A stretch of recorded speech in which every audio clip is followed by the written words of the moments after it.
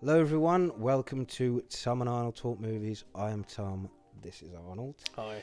Today we're talking about Infinity Pool. This was written and directed by Brandon Cronenberg. Alexander Skarsgård plays writer James, who is searching for inspiration while on holiday at a beach resort with his wife. After a chance meeting with Gabby and an unexpected car accident, the couple's lives will change forever. Arnold, what did you think of Infinity Pool? I thought it was decent. Mm. I wasn't. Oh my god, this is the best film of all time. But I thought it was decent. I do prefer this to opposed to his father's works. Now, saying that, I've only watched three of David Cronenberg films, but I feel like Brandon's got a bit more going for him in terms of like an engaging story. Yeah. What about you? I really liked it. I thought it was pretty decent. Yeah. Because I did love how like for a good half an hour I did not know what the main plot was going to be. Because when he meets Gabby, who's played by Mia Goth, I thought for a bit I thought she was going to be like an obsessed fan, and so it's going to happen like that. And then I thought, is it going to be a kind of Speak No Evil where this couple are like kind of fucked up and they get Alexander Skarsgård and his wife, played by Cleopatra Coleman, which is a great name. I thought, are they going to be roped into their sort of, lifestyle, which they he is, which is kind of true. But spoilers. When it turns out that it's a film about cloning, I was like, fucking love that. I love the way Brandon Cronenberg can mix like almost like a normal life and sort of normal setting and mix it in with like some mad sci-fi, which is something similar he did with Possessor, where that was about sort of mind control assassins and that. Yeah. And that was very sort of set in the real world, like a Black Mirror. And I love the way the film sort of drip feeds you little bits of information, and it's like before it's really revealed what's going on. Because one bit of information I want to just bring up now is like, when they first leave the beach resort, it's a gated beach resort, and you're like, oh, hang on then. This isn't just like Spain or whatever. No. Where is this set? Because, and plus, any time you see like a gated community, there's like kind of dystopian, definitely something sinister. I mean, they do mention that it's like a third world country with crime rates all-time high, so they mention potentially being robbed and stuff like that. Yeah, it is a fictional country, but it's probably based on... Yeah. And it's like, I really love that. It reminds me of a film called Waking Fright, the original from 1971, which kind of has a similar plot. And it's about... Waking Fright is about a teacher who... on his holiday from school, he gets in with like kind of a rough crowd. Like he starts gambling, doing drugs and all that stuff, which is kind of similar to this, if you know what I mean, where Alexander Skarsgård character, he sort of becomes more and more, sleazy and degrading, and sort of explicit stuff goes on. And so I really like that. It did remind me, but Waking Fright doesn't really have any sci-fi sort of stuff in it. No. But I really did think that was really good. I love the style of this film. I love the way it's kind of like makes you feel a bit sleazy and a bit dirty. But that's it's like, just, typical Cronenberg. That's just their style. Yeah, really, but like it takes a certain a certain direction to make the audience feel like, oh, I should feel like I shouldn't be watching this. I feel like I need to take a shower. I will say though, don't read the synopsis or watch the trailer. I did not watch any trailers for this. It's so much better if you watch it blind, because it's just, I watched the trailer after the film. I was like, fuck. Yeah, I was so surprised how much they revealed. Like, and the whole like the car accident, which sort of sets off the main plot, which... Yeah, and it's like, why show that? You know what I mean? Yeah, like that when the car accident, like that's another thing. Like, first I thought, is it like weird couple, obsessed fan? Then I thought, are they going to sort of place all the blame of this car accident on him and all that stuff? But yeah, like I say, when it turns out it's like a weird justice system, which is about cloning, I was just like, oh, fucking brilliant, man.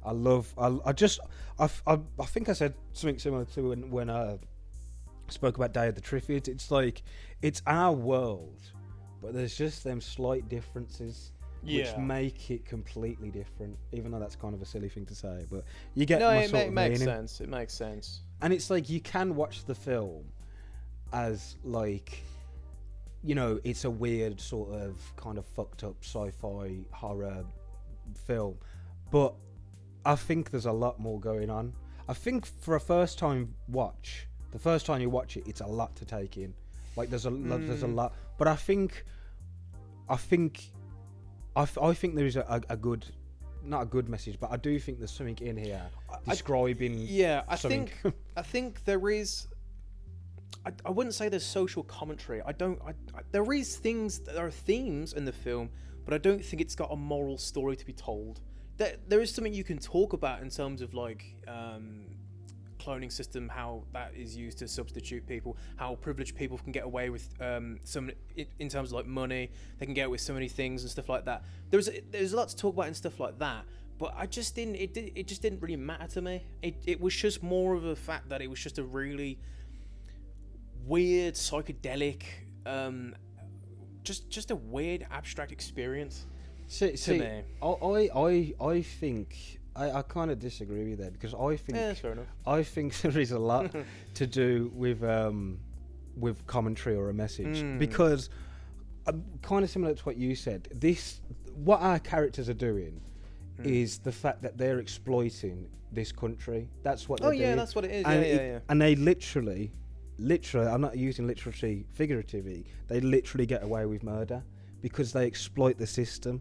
And that's what I think it's talking about. It's talking about these rich people who go to certain countries and exploit them, because this country looks like it's developing, or something's happened, it's war torn, so it's getting back to, you know, thingy. And it's like they're exploiting that, because it turns out in this world or this country that people, tourists or foreigners, they can escape any type of justice whatsoever, because they get cloned and their clone is the one who gets the justice or whatever. So there's them exploiting that, but then you can also go into the fact that this government is corrupt as fuck. Because the reason why these people don't face any justice is because it keeps relationships between countries better, and it keeps tourism up, and it gives them more money. So they're willing to forego someone getting justice. In this case, I think it's the son or the brother of the guy they accidentally kill with the car. Yeah. I mean, he does kill his clone, but he goes without any type of justice. Yeah. So these rich people can get away with it, and that's what I get from it. And I get that exactly. I just don't think it was that important to me. So I think it is, because the whole reason why James becomes so, you know, he does these like because when he starts, he's like shit scared. Like when he first gets caught, he's terrified that something's going to happen to him. But then because of him using this country for his own gain, he becomes more degraded. He does more like despicable things. He does like really. He becomes more perverse. He starts doing drugs more. He starts doing this because he knows he can exploit this country. And as well, you could see as the flip side, where the government of this country are also exploiting them because they let them do what they want. Whereas the people who live in this country, and the natives, if you want to say that, they get nothing. They're still treated like shit, even though it's their country.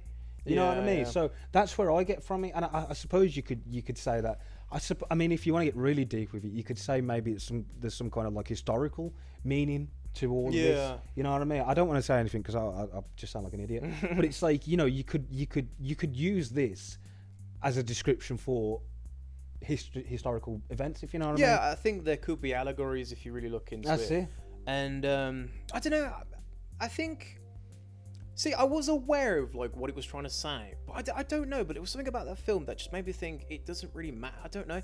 I was just more concerned about with these characters, and because of how really interesting like Mia's character Gabby was, and James's character, because it was just like I was more interested in their relationship, because it seemed like Gabby was a very predator-like person. Oh yeah. And you know, James he was very submissive. You know, you pretty much get that from the start. I mean, that scene when Gabby, you know, sexually assaults him on the beach. It's like, you know, and obviously the way, you know, he feels paralyzed, mentally paralyzed, because he feels like, you know, he feels like he should say something, but he just sort of, you know, it just carries on, and obviously it affects him, and that's obviously, you know, when he's driving home, and you know he's got to take care of a couple home, and obviously he questions the homeless, not homeless person. I don't know why I said homeless person. Questions that farmer, and so it was more like from the get-go when, you know, Gabby and, you know, they first meet in that, and she talks about how like, oh, I've been a fan of your book, even though it's been one book that's been released 6 years ago or something like that.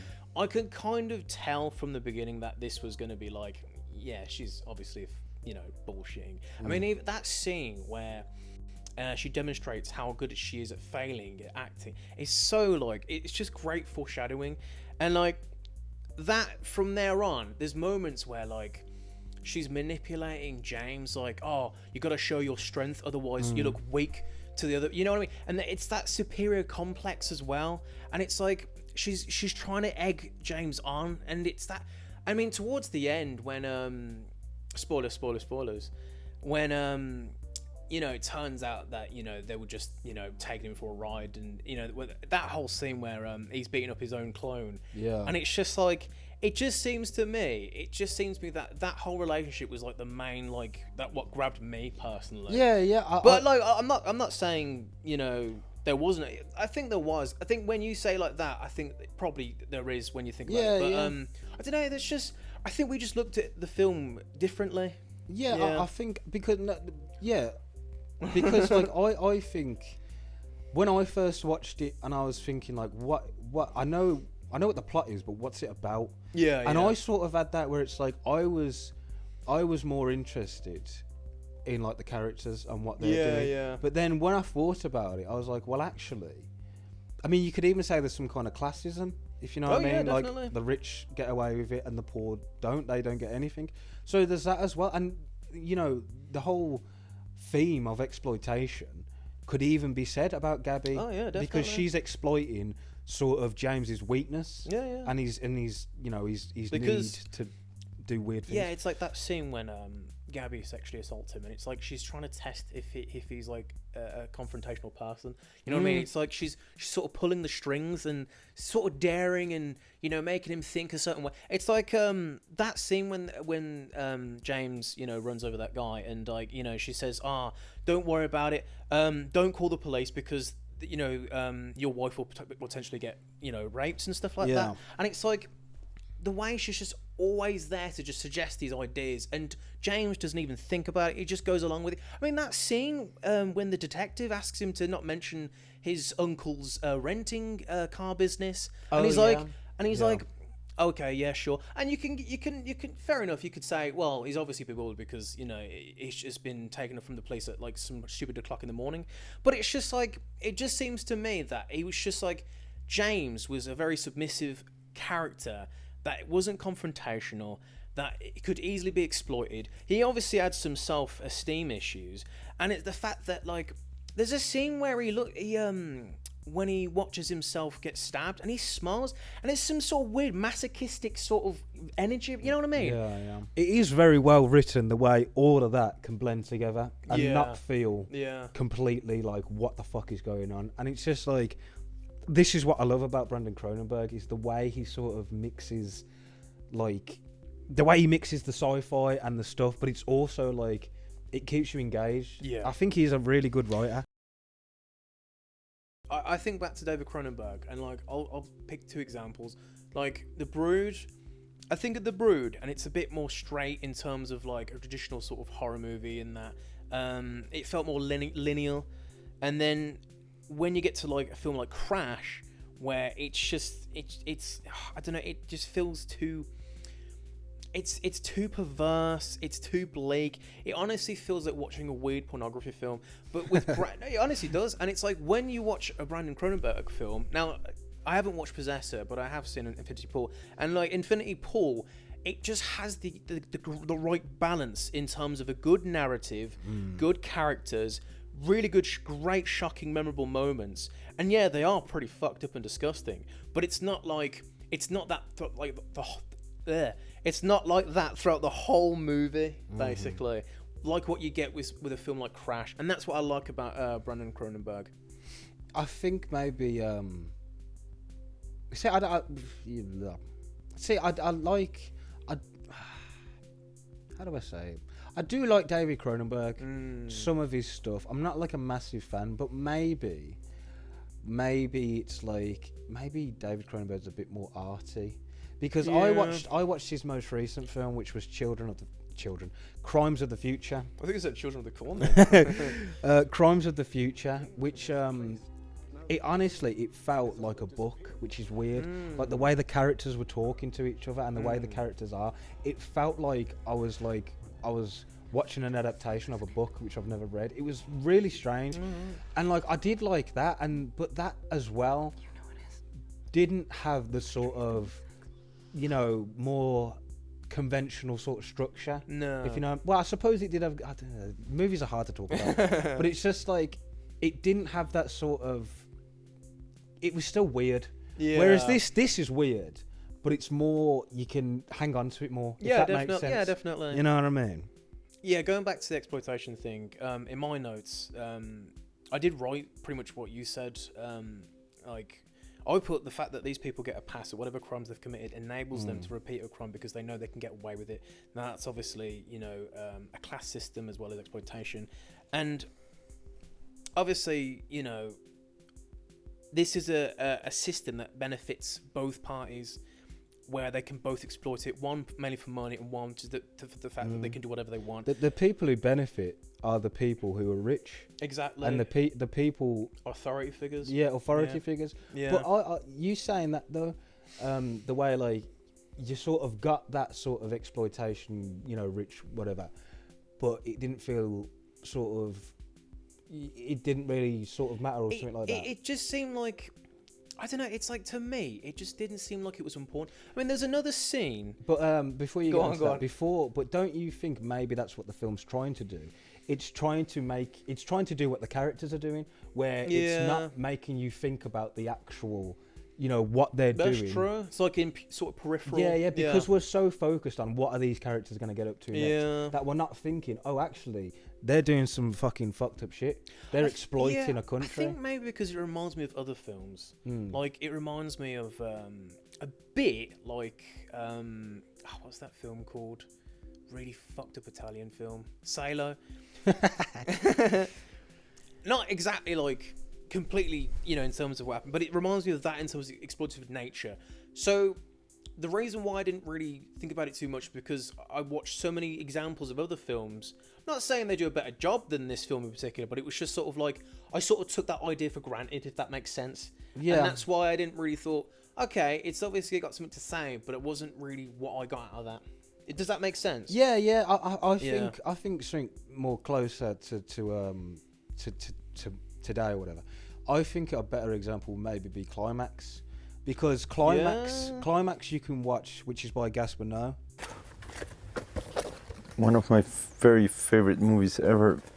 Because with Climax, it's like you can look at that as well as a bunch of people who get drugged and they just have a fucking mad time, or you can look at it as like the way social norms and the way a group of people can like turn on each other. Yeah. And it's to do with drugs, but then it's like that. It sounds weird, but it's like that animal instinct comes out. Yeah. When they're all forced together and all like that. So it's like that as well. So definitely. I think I know what you mean, but it's. I feel like if I did watch it again, I think I'd probably appreciate the social commentary a bit more. It's just. Yeah, I think second time, like I said, the first, because I was like that when I first watched it, but it was only like a week after. I was like, and I was thinking about the film, and I was like, well, actually, there's a lot of stuff going on with sort of exploitation, and the more you look into it, the more it sort of grows.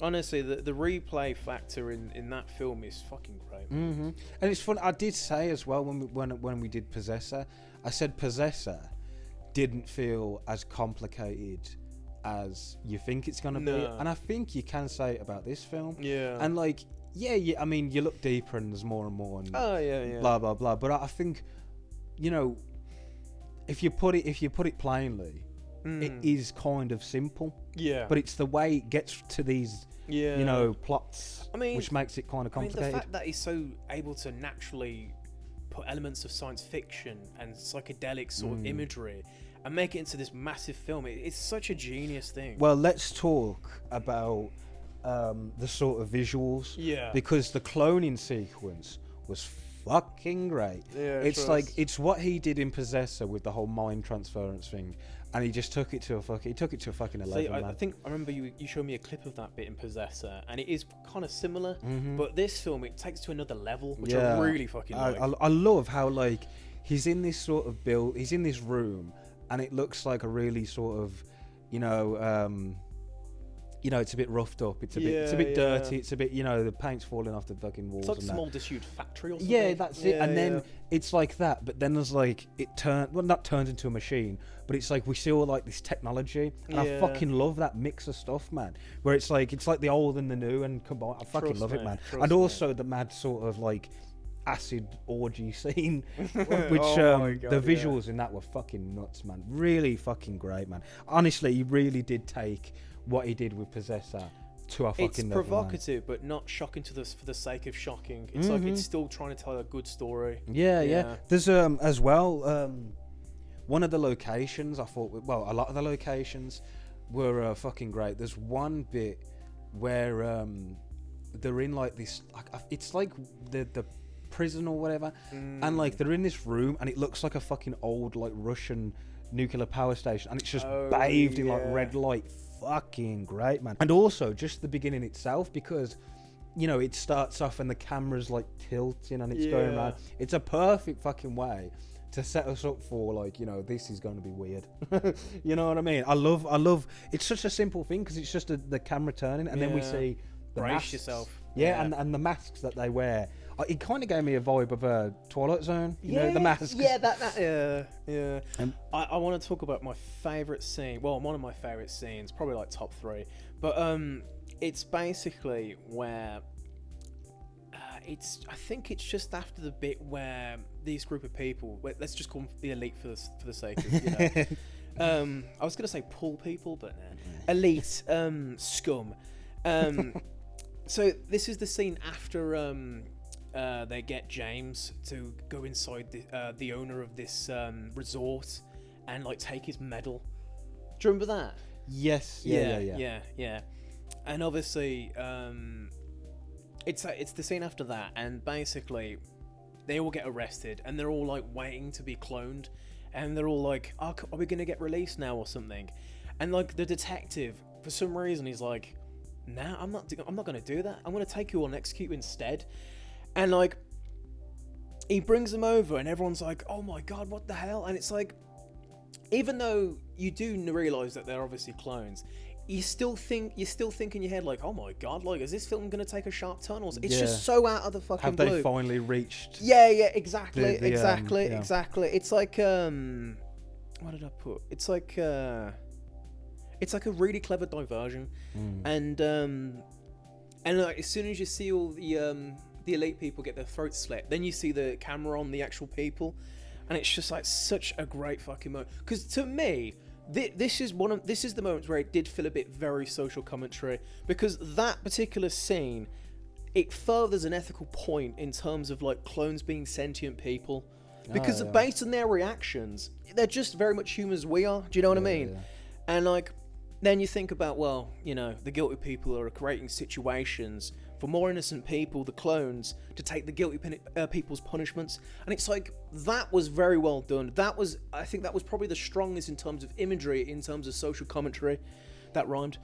I feel like the film doesn't focus it too much in terms of like having a moral center with these clones in particular. Because when you think about it, no one is asked to be born, and it's like, but these clones, they're literally fulfilling a duty programmed to make them think they're guilty. And when you really think about it like that, it's fucking messed up, man. Yeah. And it's like that scene, and then seeing James's reaction, and like I said, it's that masochistic look on his face. It's like watching a snuff film, but he's the leading star. Do you know what I mean? Yeah, and he does this to himself, because there's a moment where his wife wants to leave. Yeah. And he can't find his passport, but then we find out he's the one who hid his passport. Yeah. So there's, like I say, I feel like on first view, the more you think about it, the more you're like, But it's like on first viewing, it is a lot to take in at once. Terrible film. Nah. We got to talk about Mia Goth's performance, man, because like she's fucking. She's great. just at the peak right now. You know what I mean? She's really good. I love one bit I really love is when she's shooting that gun and she's just fucking screaming. I love that. She's so wickedly evil, Mm-hmm. so menacing. I mean, I love the fact that she's so dedicated to a performance, and like the delivery, the way she taunts James. Yeah! Especially that scene with the bus. So fucking great, man. Oh yeah. Like, I don't think you... For an actress like Mia Goth, she's got such an incredible presence. She always steals the scene and everything. Oh yeah. You know what I mean? And the fact is, I like how she was Pearl, and like, you know, we recently spoke about that, and then in this, I didn't think, oh, it's Pearl. Yeah, you know no, what I mean? didn't think that. You know what I mean? I thought it was, you know, someone else. I mean, maybe the accent probably helps, but still, it's fucking great. The difference between Pearl and this character, Gabby, is like Pearl, you know, she's got the mind of a child. She doesn't know what she's doing is wrong. Whereas Gabby, she's more manipulative. She's got no fucking morals. Exactly. She's predatory. You know, she's in control. And like I said earlier, the way she's able to sort of suggest things to manipulate James into like giving into the pressure of like, you know, doing an activity like stealing a medal or doing something ridiculous. It's like, it's so well fucking done, man. Yeah. I mean, like they even make. It's like I'm sure she says like James is literally just a bit of fun for them. Yeah, That's it. Yeah, like, yeah. And I think that's, you know, comes out. It comes out the most when he's beating this guy up, and it turns out it's actually him. Yeah. And then we get towards the ending, and You're such a baby, James. Oh, just that ending though, man. There's another thing I really want to talk about, and it's the bit where you know where it's after the bus bit, and he's walking, and like she goes, "Faster, James!" Like she gets out one of a review of his books, and it's like the worst fucking. It's like, oh my fucking, and you could see the defeat in James's eyes. Yeah. In that scene, it's like, oh my god, man, and you could just tell she's just enjoying every single second of it. Yeah. James, like the character of James as well, though. He's just like, he's. I don't know. He's who is he, man? And I just mean like because like he wrote one book. I mean, fair enough to him, I suppose. Whatever. But like, I mean, he's a fictional character. Who cares? but it's just like It's not deep, man. but it's just like, you know, he's kind of pathetic. I mean, Well, yeah. He lives off his wife. and Is it, her family. He hasn't wrote a book. Yeah. He keeps saying he wants inspiration, yet he's doing nothing Yeah, to gain that exactly. inspiration. I actually thought that like towards the end he'd start writing a book about what's happened, but like I thought, nah, that's not that'd be too sort of shit. But it's just like, yeah, he's just he literally, it's like he doesn't realize how much he's like the butt of the joke. Yeah, exactly. You know what I mean? I've never seen such a character that's so unaware of his own self. It's ridiculous, isn't it? Yeah, I mean that whole ending. Well, let's just skip to the ending anyway. It's the bit where everyone goes back into the bus, and like everyone's. But it's weird because you see everyone, like the people that humiliated him, like talking as if there was nothing had happened, and it's like it's such. And you see that contrast of James in the background, looking as if like, what the fuck has just happened, man? And like I said, there's that sense of defeat in his eyes. Yeah. And it's like, you know, what's the point? And then he goes. I think he stays at the airport or something. And like I think he goes out to the beach, and he just sits and just, you know, when the rain falls on him, it's just, you know, he's defeated. Exactly. Or he's defeated in terms that like he realizes what he's done, or he wants to stay there because he knows that's the only thing that not makes him happy, but it's the only thing that, you know, gives him any type of life, any purpose. And it's just like the thing is when he gets on that bus, and he's a bit like, you know, what the fuck, them people. It just goes to show how little fucking morals they have, because they're just like, yeah, same time next year, you know what I mean? And also there's something I want to bring up, which I thought was a bit weird, and I don't know if I'm just sort of having a false memory or something, but I'm sure when he looks at his ticket, it says 2018. I'm sure it's not like 2034 or something. I'm sure it's like 2018. Remember, to be honest, I'll put up a little thing if it is, but yeah. if it is, that just adds like a little weird thing, because it's like, this is not like the future. No, this I mean, is especially like with the cloning alternative technology. world. Yeah. But I mean, Yeah, like, yeah. it sort of adds to that thing where it's like, oh, this is a completely another world. This isn't our world at all. No. I thought that was cool. Yeah, definitely. But like the whole sort of ending though, where they're in the field and it's like, Jesus Christ, man.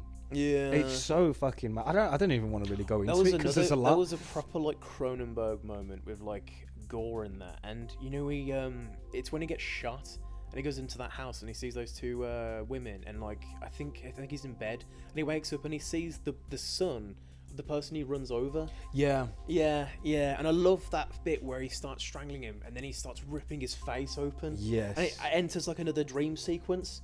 And like, there's bits where you see his wife being involved in the ritual ceremony as well. And it's just like, fucking brilliant. at that point, it's like no wonder he's not even a person. He's just empty. Mm-hmm. You know what I mean? I want to just bring up something from Possessor because there's a moment which is similar to that. Yeah. And someone, I think it's the woman character. I can't remember her name, but like someone's got her head and her head just cracks like an egg. And it's fucking great, man.